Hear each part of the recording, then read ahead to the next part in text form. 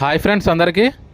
Friends, మన రాయ్పూర్ నుంచి చెన్నైకి ఐరన్ లోడ్ తీసుకెళ్తున్నప్పుడు మహారాష్ట్ర దారిలో ఈ వెహికల్ అనేది ఇట్లా పడిపోయి కనిపించిందండి.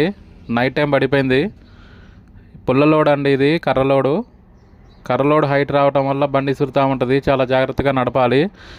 మనకి నిద్ర వచ్చినప్పుడు వెహికల్ అనేది కంపల్సరీ పక్కకు పెట్టాలండి. మన నిద్ర కంటే మన ప్రాణం కంటే ఏది ఎక్కువ కాదు. ఒక గంట 2 గంటలు లేట్ అయిద్దేమో, అంత మాత్రాన మనం అందులో కోల్పోయేదైతే ఏమీ ఉండదు. కానీ మన ప్రాణం ఒకసారి కోల్పోతే తిరిగి రాదండి. మనల్ని నమ్ముకొని మన ఫ్యామిలీ ఇంటి దగ్గర ఉంటుంది. భార్య, పిల్లలు, తల్లిదండ్రులు అందరూ మన కోసం ఎదురు చూస్తూ ఉంటారు.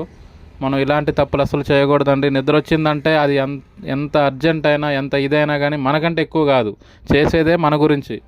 కాబట్టి మన డ్రైవర్లందరికీ చెప్పేది ఏంటంటే, చాలా జాగ్రత్తగా ఉండండి.